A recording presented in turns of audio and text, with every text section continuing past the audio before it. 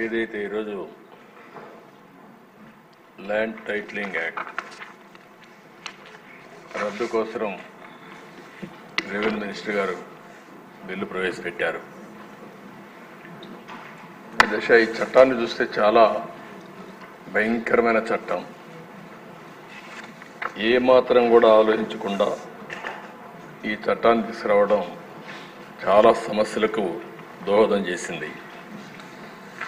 ఎన్నో రోజులుగా లాయర్స్ అయితే ప్రజల్ని చైతన్యవంతులు చేస్తూ ఎక్కడికక్కడ ఆందోళన చేశారు.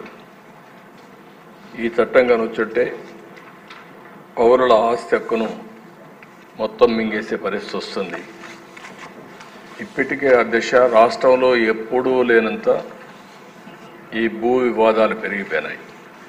చాలా దిక్కలు ఇప్పుడు నా నియోజకవర్గం కుప్పం నియోజకవర్గంలో చూస్తే ఎప్పుడూ నాకు ఒక్క కంప్లైంట్ కూడా రాలేదు.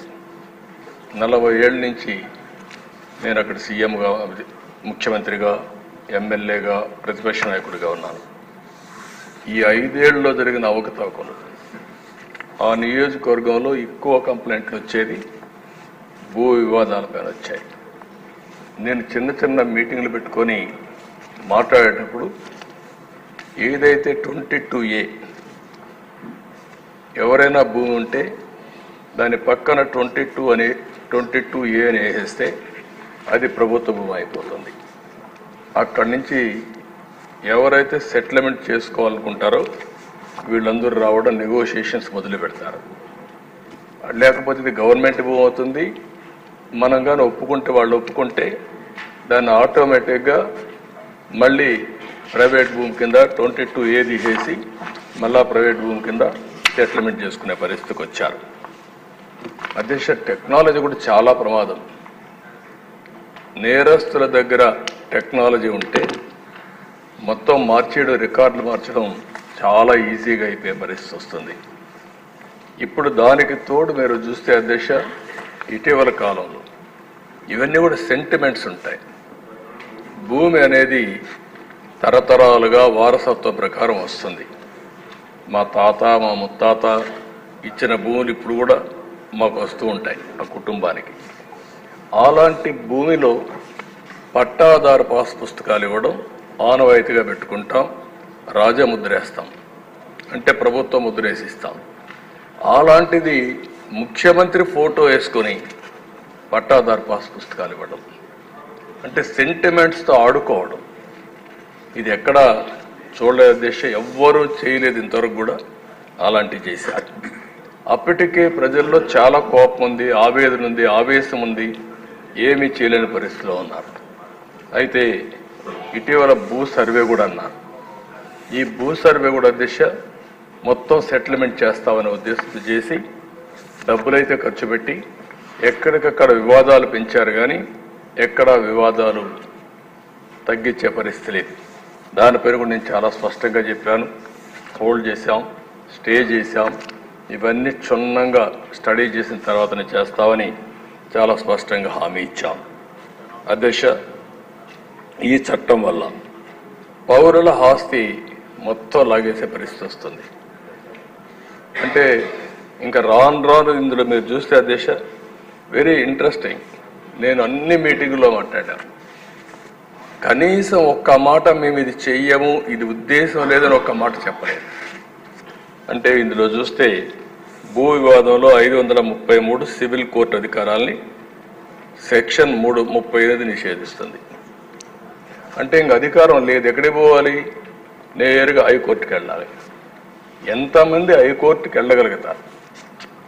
అంటే ఇక్కడ ఏ విధంగా పెట్టారో మనకు దీన్ని బట్టి అర్థమవుతుంది. ఇంకొక పక్క ఏ వ్యక్తినైనా ల్యాండ్ టైటిలింగ్ ఆఫీసర్గా నియమించుకోవచ్చు 5(1). అంటే ఇప్పటికే మనం చూస్తున్న సాక్షిలో పనిచేసే వాళ్ళందరినీ తీసుకొచ్చి ప్రభుత్వాలు పెట్టారు. రేపు కూడా వీళ్ళ గుమస్తాలు మొత్తం తీసుకొచ్చి ఇక్కడ పెట్టేస్తారు. వాళ్ళ గుమస్తాలు పెడితే మన జాతకాలు వాళ్ళు రాస్తారు. ఏమవుతుంది అధ్యక్ష? అదే రికార్డు మీరు ఒకసారి చూస్తే ఎవరైనా సరే ఈ భూమి నాదని ఒక పిటిషన్ పెడితే ల్యాండ్ ట్రిబ్యునల్కి వెళ్ళిపోతుంది. ఇంక ట్రిబ్యునల్కి వెళ్ళిపోతుంది, ఆర్బిట్రేషన్. అంటే ఇంకా మన చేతుల్లో లేదు ఇది. అంటే మీరు వివాదాలు పరిష్కారం చేయవలసిన ప్రభుత్వం ప్రైవేట్ ఆస్తులను లాగేయడానికి ఎత్తుగడేసే పరిస్థితికి వచ్చారు.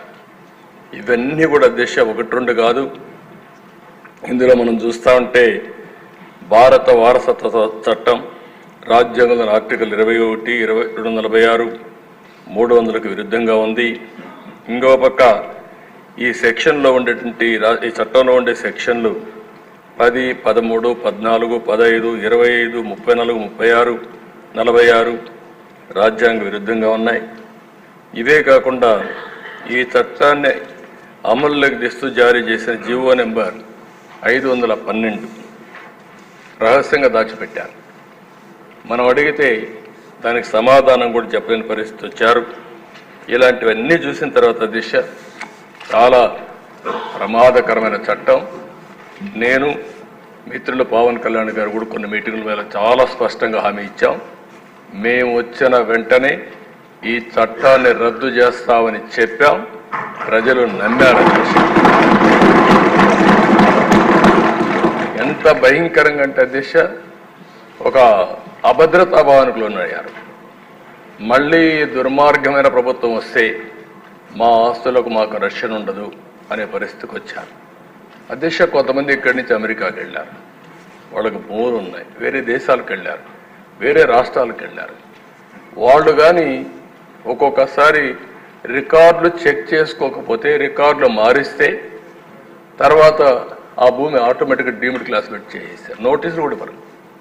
ఇలాంటి చాలా ఉన్నాయి దేశ.